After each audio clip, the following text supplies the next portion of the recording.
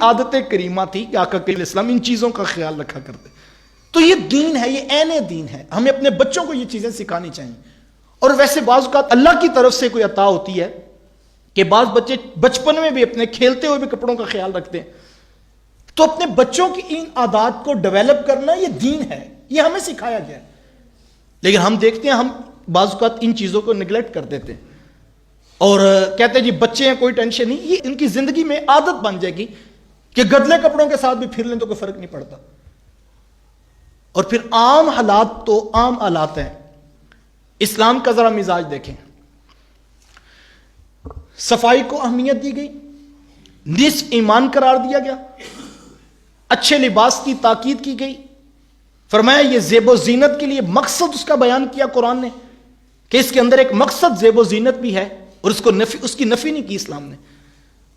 پھر اس کے بعد اللہ کے رسول صلی اللہ علیہ وآلہ وسلم جب اپنے اصحاب میں جا رہے ہیں تو حضور فرما رہے ہیں جب دوستوں میں جاؤ تو ذرا اچھے انداز میں جاؤ. یار یہ تو پبلک کا لحاظ ہے, یہ تو لوگوں کا خیال ہے, یہ تو دوستوں کے ذوق کا جو لحاظ رکھا گیا کہ کہا گیا جب تم دوستوں میں جاؤ تو اچھے لباس پہن کے جاؤ, اچھے کپڑے پہن کے جاؤ, بال سنوار کے جاؤ. یار یہ تو بندوں کے بارے میں کہا گیا. مجھے بتاؤ جب رب کی دہلیز پہ آئیں گے پھر معیار کیا ہونا چاہیے؟ جب نماز کے لیے آپ آ رہے ہیں مسجد میں پھر آپ کا لباس کیسا ہونا چاہیے؟ جو دین یہ کہتا ہے مجھے کہ میں ایک بنیان پہن کے دوستوں سے ملاقات کے لیے باہر نہ جاؤں, جو دین مجھے یہ کہتا ہے کہ جب دوستوں کے پاس بیٹھوں تو اچھے انداز میں اچھے لباس کے ساتھ بیٹھوں, جو دین مجھے یہ کہتا ہے کہ تیرے منہ کی بو سے دوسروں کو تکلیف نہیں ہونی چاہیے, جو مجھے کہتا ہے دین کہ صفائی نصف ایمان ہے, یار وہ دین بندوں کے بارے میں اتنا حساس ہے تو پھر رب کے حقوق کے بارے میں اس کی غیرت, اس کی اہمیت کس قدر زیادہ ہوگی. اللہ کے رسول صلی اللہ علیہ وسلم نے فرمایا جب تم میں سے کوئی نماز پڑھنے کے لیے آئے تو فرمایا ایک چادر پہن کر نہ آئے, دونوں چادریں پہن کر آئے.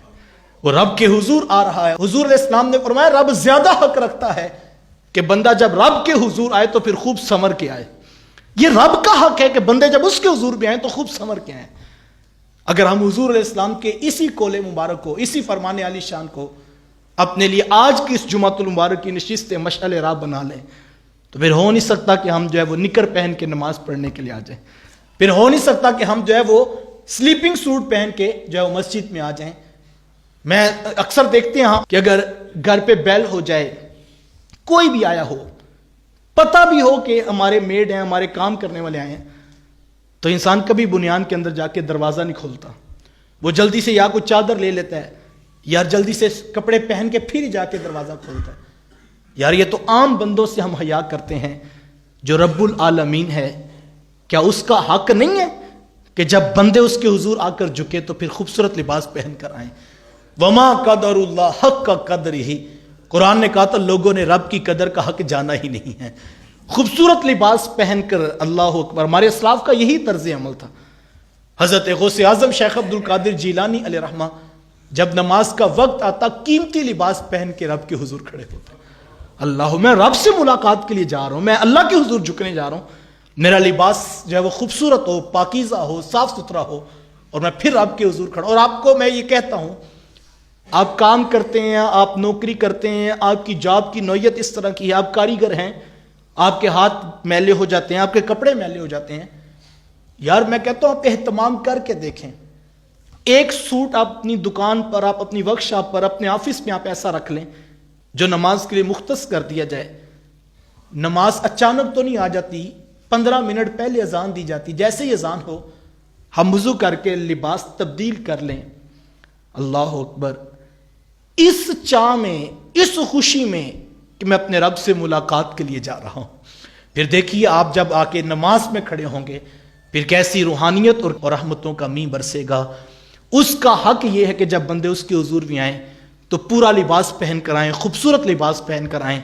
اور خاص طور پر جمعۃ المبارک کے دن جب آپ یہاں تشریف لائیں اہتمام کے ساتھ, ہو سکے تو حضور کی سنت کو, امامہ شریف کو جو ہے وہ ضرور اہمیت دیجیے.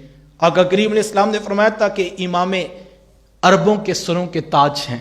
جب آپ آئیں تو جمعے والے دن خاص طور پر, اور اگر نہ ہو سکے تو کم از کم سر ڈھانپ کر آئیں, سفید لباس پہن کر آئیں, یا جو بھی رنگ کا لباس بھی ہو تو وہ پاکیزہ ہو، صاف ستھرا ہو، پورے اہتمام سے رب سے ملاقات کے لیے آئیں.